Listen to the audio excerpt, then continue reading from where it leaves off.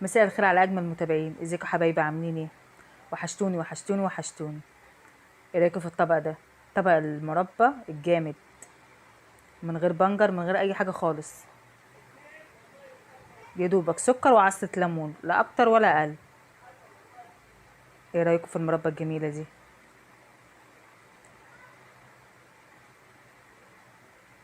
هنبدا بسم الله ونشوف عملنا المربى الحلوه دي ازاي مع بعض.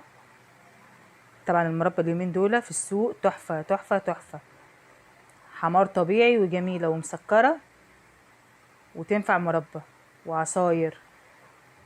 اوانها دلوقتي. انا هنا معايا كيلو مربى.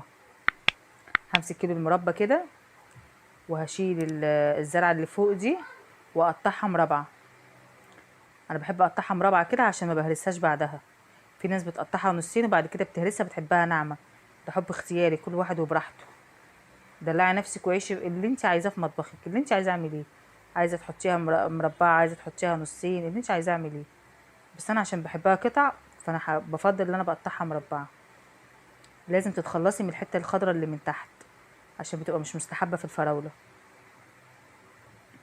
صلوا على النبي يا جماعه، وما تنسوش تعملوا الاشتراك واللايك عشان يوصلك كل جديد. هستنى الاشتراك بتاعكم. بصوا لونها عامل ازاي. مش محتاجه بقى ولا بنجر، ولا محتاجه اي اضافات ولا الوان ولا اي حاجه خالص. في ناس بتحط لها الوان، في ناس بتحط لها بنجر، هي مش محتاجه. ومسكره وجميله. ده اوانها انك تعملي في وقت الفراوله، وسعرها مناسب جدا. يعني اوانها برضو انك تخزني عصير.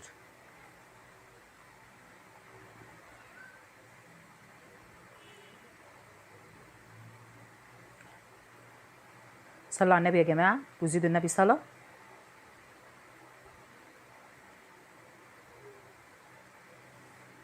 كده احنا خلصنا الكميه مع بعض وشطفتهم. الكيلو مربى عليها نص كيلو سكر. الكوبايه دي يعني 250 جرام، يعني ربع كيلو، كوبايتين نص كيلو سكر على الكيلو مربى. وانا بحبها بتبقى اقل شويه، بس هو الطبيعي اللي هو بيبقى نص كيلو. بس انا عشان ما بحبش المسكر فهو العيب فيا انا. كده هنقلبهم مع بعض. طبعا في ناس كتير بتعملها بعد ما بتقلبهم كده بتغطيها وبتحطها في التلاجة، تاني يوم تحطها على النار. انا لا، انا بحطها في ساعتها بس بوطي النار خالص. لازم توطي النار طالما ما فيش عندك سوائل في الحله. لازم توطي النار عبال ما السوائل بتاعتها تنزل. هتطول معاكي شويه مش مشكله. ايه المشكله لما تطول معاكي شويه؟ انت كده كده رايحه جايه في الشقه. طول ما انت رايحه جايه كده اديها تقليبه.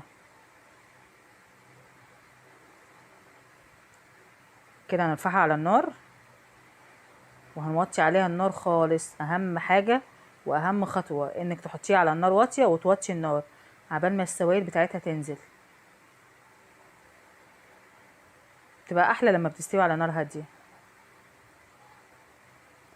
كده بصوا غليت معانا والسوائل بتاعتها نزلت. كده احنا شلنا الريم مع بعض. طبعا الريم ده مش مستحب خالص، بس ما تشيليش ريم كتير لان كل شويه هتلاقي ريم زي كده، هتلاقي نفسك فقدت كتير من الفراوله. انا بشيل يا دوبك الحاجه اللي هي اللي ايه، من بعيد كده، اللي خلاص مضطره ان انا اشيلها، اللي هي غليت ياما من بدري فانا لازم اشيلها. بصوا كده الفراوله معايا عامله ازاي. كده انا مش واقفه عليها، انا رايحه جايه كل ربع ساعه بديها تقليبه. كل ما بلاقي الميه قلت شويه بديها تقليبه واروح شايله حبه ريم. كده يعتبر خلاص انا مش محتاجه ان انا اشيل ريم تاني. بعد ما بتستوي خالص بقى كده ما بيبانش الريم ده. بصوا قربت تستوي وبقت جميله. انا بحبها قطع كده. لما بتبقى قطع كده بتبقى احلى. انت براحتك، عايزاها بعد ما تبرد تمسكيها كده وتعمليها حبه في الخلاط براحتك. عايزه تضربيها شويه برضو اللي يريحك بالمعلقه وانت واقفه براحتك. انا ما بعملش فيها حاجه خالص لان انا بحبها كده. كده الميه بتاعتنا قلت. انا بحب اتقلها شويه، هي كده المفروض تنزليها لو انت بتحبيها خفيفه، اما انا لا، انا بحبها تقيله يعني بتبقى في السندوتشات احلى. بصوا، بصي قطع الفراوله عامله ازاي فيها. دي الفراوله الاصلي، اللي هي قطع الفراوله دي بتبقى هي الاصلي. بصوا بقى بعد ما خلصنا ونزلناها من على النار، انا ولا هرستها ولا حطيت اي حاجه، ده لونها الطبيعي. يا رب تجربوها يا رب وتعجبكم.